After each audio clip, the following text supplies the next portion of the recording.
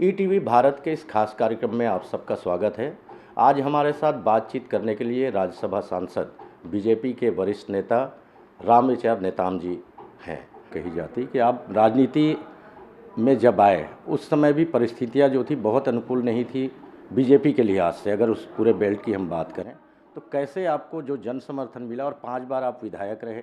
अगर मंत्री पद की अगर बात करूं तो कोई ऐसा शायद मंत्रिमंडल मंत्री पद नहीं, कोई विभाग नहीं बचा होगा जिसके आप मंत्री नहीं रहे हैं। तो इन सारे विषयों को लेकर क्या कहना चाहेंगे आप? देखिए, राजनीति में आने के लिए मेरे शुभचिंतकों ने, मेरे सहयोगी साथियों ने बहुत मना किया। बोला कि भाई कहाँ जाओगे, बड़े लोगों की राजनीति है और तुम्हारे यहाँ तो खाने पीने के लिए भी नहीं है, मतलब घर चलाने के लिए नहीं है, ताकत क्षमता नहीं है। घर की स्थिति बहुत ही दयनीय थी। तो उस हालत में मतलब हम तो साल का फीस नहीं दे पाते थे, इतनी मतलब दयनीय हालत में, गरीबी हालत से हम गुजरे हैं। उस चीज़ को मैं यही समझ सकता हूँ। लेकिन इसके बावजूद मैंने बोला कि नहीं, अगर ऐसे ही सोचते रहेंगे कि राजनीति में कोई नहीं जा सकता तो कौन लड़ाई लड़ेगा। उन क्षेत्रों का अभावग्रस्त क्षेत्र है, न यहाँ बिजली है, न पानी है, न सड़क है, न स्वास्थ्य है, न चिकित्सा, न शिक्षा की कोई व्यवस्था है। इसके लिए कौन लड़ाई लड़ेगा। उसके लिए किसी न किसी को राजनीति में तो आगे जाना ही पड़ेगा। और ऐसा ये ठान करके एक अरमान जगा कि हमें ये काम करना है। और मुझे आज प्रसन्नता है, खुशी है कि लोगों की, उस क्षेत्र की जनता ने सर आँखों पे बैठाया, इतना विश्वास किया। एक बार नहीं, कंटिन्यू 5-5 बार जिताया। आज भी किसी प्रकार की कोई कमी नहीं है। एक चूक हो जाने से जनता ने सोचा कि हमसे दूर हो गया है। और दूसरी बात कि जो जिले के डिवीज़न हुआ, उस डिवीज़न की वजह से जो सिचुएशन जो बना, और बलरामपुर रामानुजगंज के बीच में जिस प्रकार से विवाद शुरू हुआ, उसका खामियाजा हम भुगते हैं। नहीं, उसके बावजूद पार्टी ने आपका साथ नहीं छोड़ा। उस लिहाज से आपको राष्ट्रीय अध्यक्ष तक बनाया, जो आयोग है उसका अनुसूचित बहुत, इसके बावजूद देखिए, मैंने कभी भी पार्टी लाइन के बाहर नहीं गया। मैं आक्रामकता के साथ लोगों के लिए लड़ाई लड़ता रहा, पार्टी की लड़ाई लड़ता रहा, पार्टी को जीवित उस क्षेत्रों में, उन क्षेत्रों में जहां भारतीय जनता पार्टी की पहुंच नहीं थी, वहां भी पहुंचाने का मैंने सरगुजा अंचल में कोशिश किया। और इसीलिए पार्टी का सेवा करते करते युवा मोर्चा में भी रहा, राष्ट्रीय टीम में भी रहा, भारतीय जनता पार्टी के जिले का अध्यक्ष भी रहा।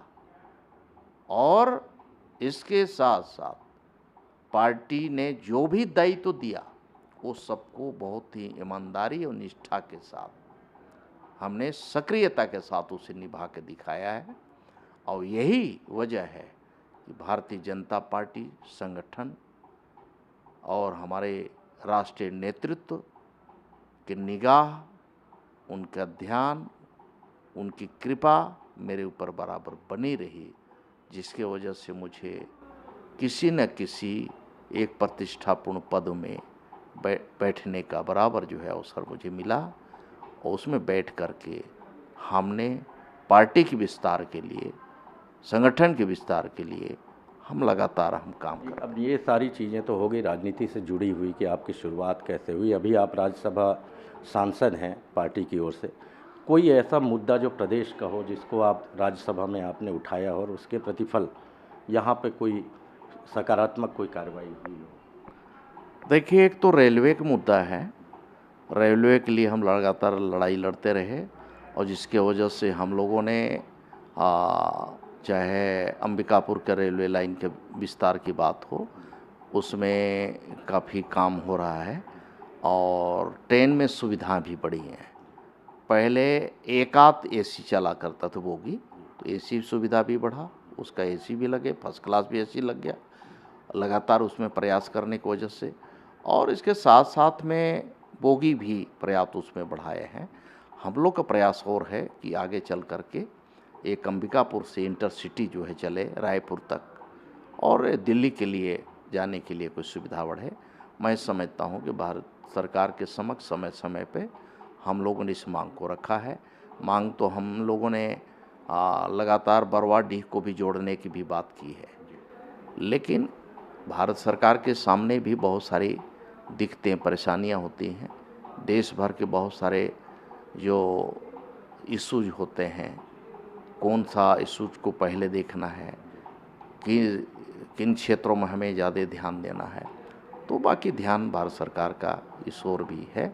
मैं समझता हूँ कि उसका भी एक सकारात्मक फल परिणाम जो है मिलेगा। जी, आप लोगों का ये दावा है संगठन की ओर से भी और जो आप लोग नेता हैं बीजेपी के उनकी ओर से भी कि अगला चुनाव जो होगा उसमें राज्य में आपकी सरकार बनेगी।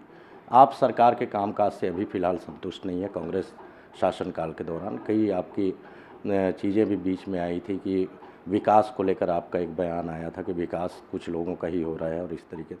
अगर आपकी सरकार बनती तो अभी से बातचीत ये हो रही है कि चेहरा जो है, क्योंकि नंद कुमार साय जी भी उस दिशा में कुछ बयान दिए थे पिछले दिनों कि जो चेहरा है आदिवासी चेहरे को लेकर चुनाव मैदान में उतरेगी क्या बीजेपी? देखिए, भारतीय जनता पार्टी का हमारा एक संगठन है, और जो भी होता है हमारा संगठन तय करता है। समय समय पर भारतीय जनता पार्टी के संगठन राष्ट्रीय नेतृत्व ने जो भी निर्णय लिया है, उससे भारतीय जनता पार्टी के प्रदेश इकाई या फिर हम सब उसके अनुसार हम लोग अपना काम करते हैं, चालू रखते हैं। अब ये हम लोग का विषय नहीं है, ये राष्ट्रीय नेतृत्व। लेकिन एक बात जो चलती है कि आदिवासी बहुल प्रदेश है, 40% आदिवासी निवास करते हैं, तो वहाँ का जो मुखिया हो वो आदिवासी होना चाहिए क्या? एक जनरल बातचीत में सामने आते हैं जो प्रश्न है वो। देखिए, राष्ट्रीय नेतृत्व को तय करना है, देखना है। मैं समझता हूँ कि समय आने पर उसका भी आ, सही जो भी निर्णय होगा, सही होगा ही निर्णय। सरकार के कामकाज को लेकर मैंने आपसे सवाल किया। भूपेश सरकार जो चल रही कांग्रेस की सरकार अभी वर्तमान में, वो विकास का अपना एक नया मॉडल यूपी में जब जाते हैं तो उनका उनका ये दावा होता है कि गुजरात मॉडल अब फेल हो गया, अब सिर्फ छत्तीसगढ़ मॉडल ही चलेगा पूरे देश भर में, और वही मॉडल है जो गांधी जी का जो सपना था उसको साकार करने में सक्षम है। यहाँ दाऊ मॉडल चल रहा है सरकार, और दाऊ मॉडल छत्तीसगढ़ में पूरी तरह से फेल है। बहुत अराजक की स्थिति बन रही है, पूरे काम धंधा सब बंद है, विकास कार्य से लेकर के बाकी चीज़ से लेकर के। और जिस प्रकार से एक राजनीतिक प्रतिशोध की भावना से ग्रसित होकर के कई जगहों में भारतीय जनता पार्टी के कार्यकर्ताओं के ऊपर बड़े पैमाने पर फर्जी मुकदमे दर्ज किए जा रहे हैं, फर्जी केसों में बझाया जा रहा है। ये सब जो है प्रदेश की जनता देख रही है। मैं समझता हूँ कि इसे माफ़ नहीं करेगी, और जिस प्रकार से भ्रष्टाचार सुनियोजित तरीके से पूरे प्रायोजित, चाहे बालू का हो, शराब माफिया हो, रेत माफिया हो, या फिर कोयला माफिया हो, अवैध रूप से जंगल को कटवाने वाले जो माफिया हैं, ये सब को प्रदेश की जनता देख रही है भाई। लेकिन जैसा उठना चाहिए मामला विपक्ष की ओर से, सड़क पे कोई दिखाई नहीं देता कि इन मामलों को लेकर आपके बयान आते हैं ज़रूर, लेकिन सड़क पे कोई इसके विरोध में कोई आंदोलन या किसी तरीके का कोई प्रदर्शन दिखाई नहीं देता। तो आम लोगों का साथ अभी भी नहीं मिल रहा है क्या आप लोगों को, आपकी पार्टी? देखिए, भारतीय जनता पार्टी हर मुद्दे को लगातार उठा रही है। ये बात अलग है कि सरकार अभी 2.5 साल से आगे बढ़ी है। जनता और उसके विरोध में जो बातें हैं बहुत सारी, जनता के साथ बाकी एक कुछ वर्ग और भी है जो सीधे अभी सामने नहीं आ रहा है। इसलिए नहीं आ रहा है कि अभी सरकार का उसे कहीं कोप का शिकार न होना पड़े, इसलिए डर की वजह से थोड़े सहमी हुई है। ये आप अभी 6 महीना साल भर के अंदर देखिए, ये राख को सिर्फ हटाने की जरूरत है। तूफान अरे तूफान तो उठेगा ही, और ऐसा उठेगा बॉर्डर कि उसे संभालने से नहीं संभलेगा। हर वर्ग, हर क्षेत्र में जिस प्रकार से दबी हुई जो राख, अंगारे जो दबी हुई है, वो सिर्फ जो है वो सुलगाने की जरूरत है। सुलग रहा है, अंदर अंदर सुलग रहा है। जिस दिन आप विस्फोट होगा, ज्वालामुखी की तरह जो है उसका। नहीं, इसमें तो ये कहा जा रहा है आप लोगों के पास में कोई मुद्दे नहीं है, इसके लिए आप लोग जबरन धर्मांतरण का मुद्दा बीच में लाते हैं। कहाँ हो रहा है ये?